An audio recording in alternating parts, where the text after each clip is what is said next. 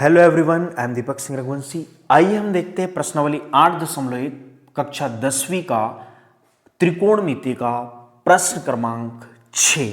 ठीक है, very important question बोल सकते हैं, इंपॉर्टेंट बोल सकते हैं इवन, क्योंकि अलग क्वेश्चन है, सबसे अलग क्वेश्चन है। ठीक है, तो हमारे पास क्वेश्चन है क्या कि यदि कोण A और कोण B न्यून कोण है, मतलब इन्हें 90 के बराबर तो नहीं लेना है, समकोण त्रिभुज में 90 के बराबर नहीं लेना है, ये न्यून कोण है, मतलब 90 से छोटे है। जहां cos A is equal to cos B, तो दिखाइए कि A बराबरी से क्या हो जाएगा B। तो हम मानते हैं कि हमारे पास एक समकोण त्रिभुज है, ठीक है, जिसमें A और B 90 से छोटे हैं। ठीक है, A और B 90 से छोटे हैं, तो इसे मान ले A, इसे मान ले B, और C पर 90 अंश का कोण होगा, क्योंकि A और B क्या है, 90 अंश से छोटे हैं, मतलब न्यून कोण है। क्या है ये? न्यून कोण है। क्लियर है?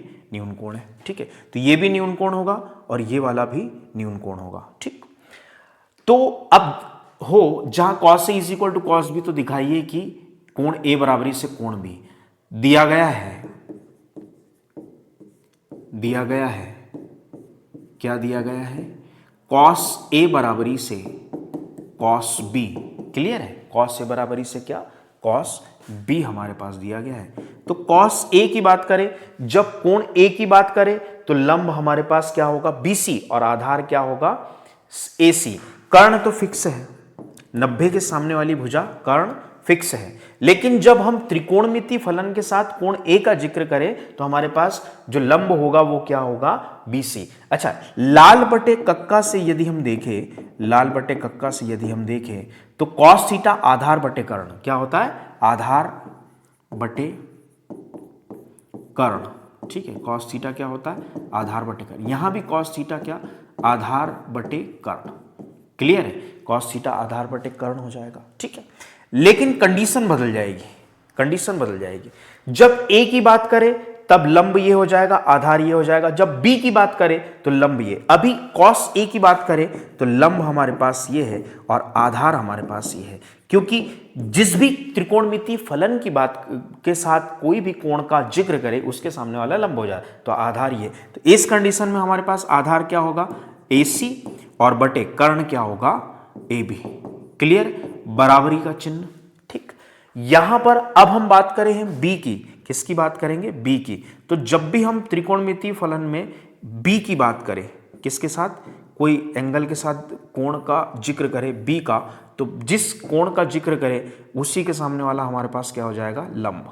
क्या हो जाएगा? लंब। ठीक है, तो अब हम B का जिक्र कर रहे हैं, तो B के सामने वाला क्या हो जाएगा? लंब। ठीक है, और बचा वाला क्या हो जाएगा? आधार। क्लियर है? B का जिक्र किया तो उसके सामने वाला लंब, बचा वाला आधार, तो आधार बटे लंब, मतलब यहां क्या हो जाएगा? BC बटे कर्ण तो हमारे पास फिक्स है AB। कर्ण हमारे पास फिक्स क्या है? AB। ठीक है, AB से AB कैंसिल हो जाएगा, तो क्या हो जाएगा? AC is equal to BC। क्या बन जाएगा हमारे पास? AC is equal to BC। मतलब ये सम द्विबाहु त्रिभुज बन जाएगा, और सम द्विबाहु त्रिभुज में समान भुजा के सम्मुख कोण कैसे होते हैं? बराबर। समान भुजा के सम्मुख कोण कैसे होते हैं? बराबर। तो क्या हो जाएगा हमारे पास? कोण A बराबरी से AC के सामने वाला कोण, AC के सामने वाला जो हमारे पास AC के सामने वाला कोण क्या है? B, और BC के सामने वाला कोण क्या है? A। सीधा करके लिखेंगे तो कोण A बराबरी से हमारे पास क्या मिल जाएगा? कोण B। क्लियर है? और यही प्रश्न की शर्त थी कि दर्शाइए कि कोण A बराबरी से कोण B। तो cos A is equal to cos B किया, इस cos आधार बटे कर्ण होता है, लेकिन A जब रहेगा, जब आधार AC रहेगा, और B कोण का जिक्र किया जाएगा तो आधार BC रहेगा। AB से AB कैंसिल, तो AC is equal to BC, मतलब ये वाली साइड इसके बराबर आ गई, और समान भुजा के सम्मुख कोण बराबर। क्यों? क्योंकि समान